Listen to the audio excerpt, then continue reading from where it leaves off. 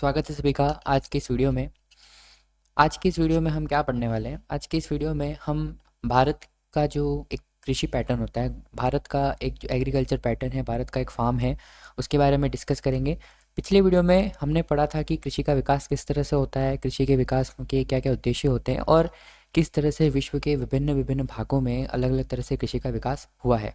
तो हमने उसमें दो पार्ट्स करके पढ़ा था कि जो डेवलपिंग कंट्रीज़ होती हैं उसमें किस तरह से पैटर्न लिया जाता है और एक डेवलप्ड कंट्री उसमें किस तरह से कार्य किया जाता है। तो जो विकासशील देश होता है, भारत एक विकासशील देश है, एक डेवलपिंग कंट्री है, तो उसमें किस तरह से खेती की जाती है, उसमें किस तरह से किसान जो होता है वो एक गहन निर्वाह कृषि को करता है।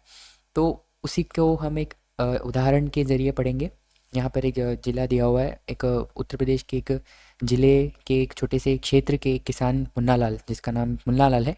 ये काल्पनिक है, ये पूरी तरह से काल्पनिक है, ये किसी भी तरह से किसी भी तरह से असली नाम नहीं है या जगह कह सकते हैं असली, लेकिन ये मुन्ना लाल जो असली नहीं है, लेकिन इसको एक एग्जांपल के थ्रू समझाने का ट्राई किया गया है इससे कि किस तरह से एक भारत का एक जो नॉर्मल फार्मर होता है, नॉर्मल किसान होता है, वो किस तरह से अपनी खेती करता है। तो हम पढ़ेंगे किसान मुन्ना लाल की कहानी और उसके थ्रू, उसके ज़रिए हमें जानने का प्रयास करेंगे कि भारत में जो किसान होता है, भारत में जो गहन कृषि करने वाला किसान होता है, वो किस किस तरह से किस किस वस्तुओं की सहायता से और अपनी खेती को पूरा करता है और अपनी खेती से किस तरह से अपनी आय को अर्जित करता है, अपना जो जो जीविकोपार्जन है वो चलाता है। तो आइए पढ़ते हैं।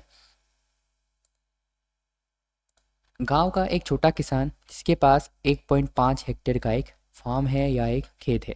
सबसे पहली चीज़ हमने पढ़ी थी कि जो विकासशील देश होते हैं, जो डेवलपिंग कंट्री होती है, उसमें जो क्या होते हैं, भूमि के जो जनसंख्या ज़्यादा होती है तो भूमि का बंटवारा ज़्यादा होता है, तो भूमि के जो टुकड़े होते हैं वो छोटे होते हैं। तो यहाँ पे भी हमारा जो किसान मुन्ना लाल है, उसके पास जो ये गांव का छोटा किसान है और उसके पास एक छोटी ज़मीन है जिसकी साइज़ है 1.5 हेक्टेयर।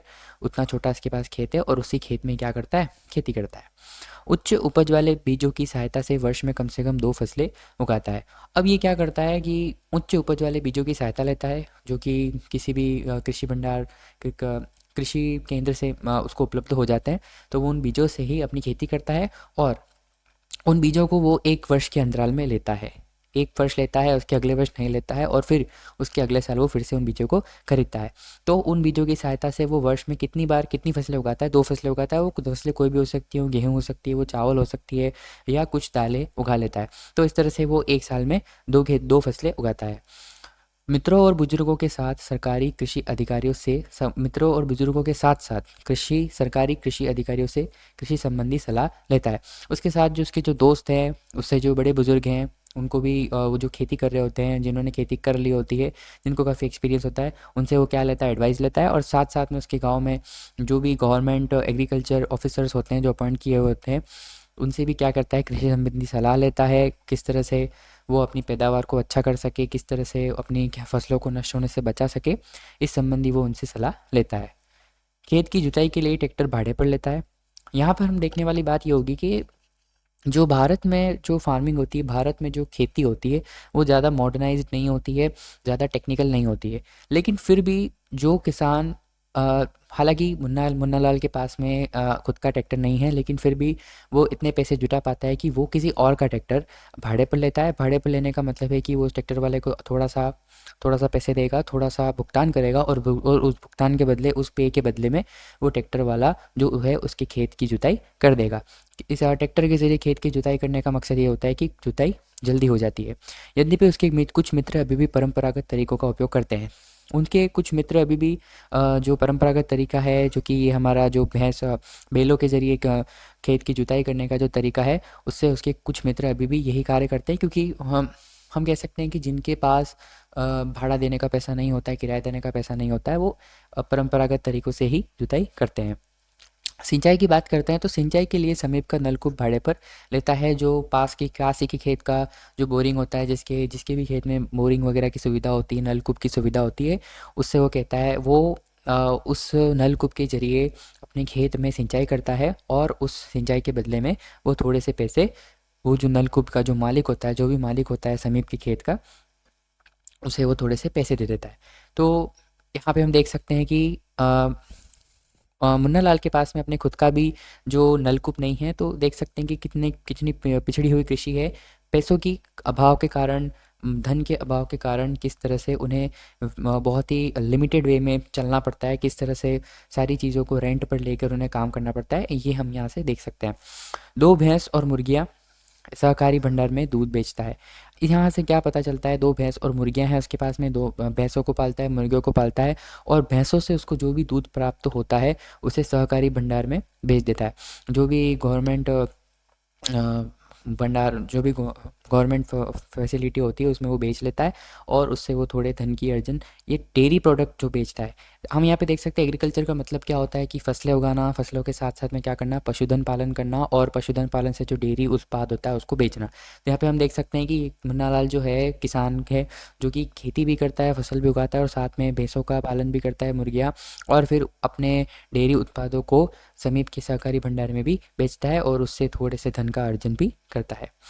इसकी कहानी को आगे बढ़ाते हुए देखते हैं कि वह एक सहकारी समिति का भी सदस्य है जो इसे कृषि संबंधी सलाह देता है। सहकारी समिति का मतलब क्या होता है? तो देखिए, सहकारी समिति का मतलब ये होता है कि कुछ लोग, मुन्ना लाल के पास जैसे कि दो भैंस हैं, उसके किसी मित्र के पास चार भैंस, और भी गांव में और भी लोग होंगे जिनके पास अलग अलग तरह से जो है संसाधन होंगे। तो जैसे कि मुन्ना लाल के पास सिर्फ दो भैंस हैं, उसके एक मित्र के पास एक है, तो वो व्यक्तिगत स्तर पर जाकर नहीं, अपना एक समूह बना लेते हैं, और उस समूह के माध्यम से वो किसी भी बाजार में जाकर अपना कार्य संपन्न करते हैं। तो इस तरह से क्या होता है कि सहकारी के एक दूसरे की मदद कर लेते हैं, कोऑपरेटिव सोसाइटी कहते हैं इसे। तो एक दूसरे के साथ ऑपरेट करते हैं, वह साथ में जो भी अपना जो उत्पाद है वो बेचते हैं। उससे क्या होता है कि उन्हें मदद मिलती है, भाव के संबंध में जो भी पैसा मिलता है उन्हें वो अच्छी मात्रा में मिल पाता है, क्योंकि वो लोग साथ में मिलकर अप्रोच करते हैं किसी भी मार्केट को, जाकर कहीं भी अगर अपना माल बेचते हैं तो वो अपना एक अपने उत्पाद का समूहन कर लेते हैं, अपने उत्पाद को इकट्ठा करके बेचते हैं, जिनसे उन्हें क्या होती है, एक अच्छी आय की प्राप्ति भी होती है। तो इस तरह से वो एक सहकारी समिति का अध्यक्ष है, उसके गांव की होगी, हो सकती है उसके गांव की हो, उसके शहर की हो, तो उससे कृषि संबंधी सलाह लेता है, और वहाँ से उसे क्या मिलता है, एडवाइस भी मिलती है, उसे किस तरह से काम करना है, किस तरह से आगे की अप्रोच लेनी है, उससे सरकारी सहकारी समिति से उससे वो एडवाइस भी मिलती है। परिवार के सभी सदस्य कृषि संबंधी कार्यों में सहायता करते हैं। हमने पिछले वीडियो में पढ़ा था कि गहन कृषि होती है, गहन कृषि, गहन निर्वाह कृषि क्या होती है। उसमें जो किसान होता है वो सिर्फ अपनी आजीविका चलाने के लिए खेती करता है। तो यहाँ पे हम देखते हैं कि जो किसान मुन्ना लाल है, उसके घर के जो सभी सदस्य हैं वो भी उसकी कृषि कार्यों में सहायता करते हैं।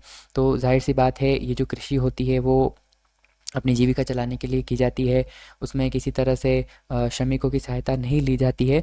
तो यहाँ पे हम देख रहे हैं कि जो मुन्ना लाल है वो बाहरी किसी भी मजदूर की सहायता नहीं लेता है अपने कृषि कार्यों में, बल्कि उसके जो परिवार के जो सदस्य हैं वही उसकी खेती में, कृषि संबंधी कार्यों में सहायता करते हैं। औजारों और उच्च उत्पादन वाले बीजों को खरीदने के लिए कभी कभार उसे ऋण लेना पड़ता है। ये एक बहुत ही महत्वपूर्ण, बहुत ही गंभीर समस्या है भारतीय कृषि में, या जो भी ऐसा कह सकते हैं कि जो भी विकासशील देश हैं, जो भी डेवलपिंग कंट्री है, उसमें जो एग्रीकल्चर है उसकी मेन प्रॉब्लम कह सकते हैं कि किसानों को अपनी खेती करने के लिए, किसानों के पास कभी कभी जो होता है वो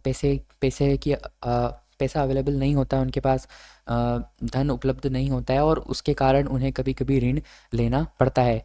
कभी कभी औजार नहीं होते हैं, उपलब्ध नहीं होते हैं, या फिर जो हाई उच्च उत्पादन वाले बीज होते हैं वो थोड़े से महंगे होते हैं। तो उस वजह से उनके पास जब उनको खरीदने के लिए पैसे नहीं होते हैं तो उन्हें कभी कभार ऋण भी लेना पड़ता है, और ये काफ़ी बड़ी समस्या है उसको बोल सकते हैं। क्योंकि कभी कभी क्या होता है कि मौसम की मार के कारण या किसी और कारण से जब उनकी खेती नहीं हो पाती है अच्छे से, जब उन्हें उत्पादन नहीं मिल पाता है, तो वो ऋण के बोझ में दब जाते हैं। तो यहाँ पर उसे ऋण भी लेना पड़ता है मुन्ना लाल को कभी कभार। उत्पादों को निकट के शहर में स्थित मंडी में बेचता है। भंडारण सुविधाओं की कमी को दर्शाता है ये। क्या होता है कि इसमें क्या होता है कि जैसे कि भंडारण सुविधाओं की कमी का मतलब का मतलब ये होता है कि जैसे कि मुन्ना लाल ने 10 बोरी गेहूँ का उत्पादन कर लिया, मान लीजिए किस्मत से 10 बोरी गेहूँ का उत्पादन हो गया है, और जिसमें से 5 बोरी वो अपने घर के उपयोग के लिए रखेगा, लेकिन 5 बोरी जो है वो एक्स्ट्रा प्रोडक्शन हो गया है। अब उस एक्स्ट्रा प्रोडक्शन को बेचना चाहता है, लेकिन इन केस अगर ये समझ लें कि इस साल जो मार्केट रेट है वो कम चल रही है, अगर वो उसे अभी बेचता है तो उसे नुकसान झेलना पड़ेगा, या उसे कोई वो लाभ प्राप्त नहीं होगा। लेकिन भंडारण सुविधाओं के कारण उसके पास भंडारण सुविधा नहीं है, उसके पास सिर्फ अपना घर है, वो नहीं उसे उसके पास ऐसी कोई भी जगह नहीं है जिसमें वो अपने जो एक्स्ट्रा 5 बोरी गेहूँ है, 5 जो 5 जो एक्स्ट्रा अपना गेहूँ उन्होंने उत्पादन किया है, वो गेहूँ रखने की जगह नहीं है। तो हो सकता है कि नेक्स्ट जो बारिश का मौसम आए, उस बारिश के मौसम में उसकी फसल ख़राब हो सकती है। इस कारण से उसे क्या होता है कि अगर शहर में ऐसा भाव चल रहा है जिसमें उसे लाभ प्राप्त नहीं हो रहा है, या बहुत ही कम लाभ प्राप्त हो रहा है, इसके बावजूद भी उसे मंडी में वो अपना जो अनाज होता है, अपना जो उत्पादन होता है, वो बेचना पड़ता है। तो ये एक जो विकासशील देश में जो कृषि होती है, इसकी बड़ी समस्या ये भी होती है कि जो गहन निर्वाह कृषि के जो किसान होते हैं, जो कि व्यक्तिगत रूप से खेती करते हैं, उनके पास जो भंडारण सुविधाएं नहीं होती हैं, और इसके कारण अधिक उत्पादन होने के बाद भी उत्पादन उन्हें अपने जो उत्पाद होते हैं वो कम लाभ या सिर्फ बिना लाभ के उन्हें बेचने पड़ते हैं, ताकि उन्हें आगे चल के किसी नुकसान का सामना नहीं करना पड़े। तो इस तरह से हमने भारत के परिप्रेक्ष्य में एक कृषि का अध्ययन किया। एक जो भारतीय किसान है, जो कि एक गहन निर्वाह कृषि करके कैसे अपना घर चलाता है और किस किस तरह से सहायता लेता है, किन कौन सी सहकारी समितियों का सदस्य होता है, ये हमने पढ़ा। अगले वीडियो में हम पढ़ेंगे कि एक यूएसए का जो फार्म होता है, एक संयुक्त राज्य अमेरिका जैसे एक विकसित देश का फार्म होता है, वो किस तरह से होता है, और हम इन दोनों का अध्ययन करेंगे, विश्लेषणात्मक एक तुलनात्मक अध्ययन भी करेंगे। तो मिलते हैं अगली वीडियो में। आपको किसी प्रकार की समस्या हो तो प्लीज़ कमेंट बॉक्स में बताइए। तब तक के लिए थैंक यू। Stay connected.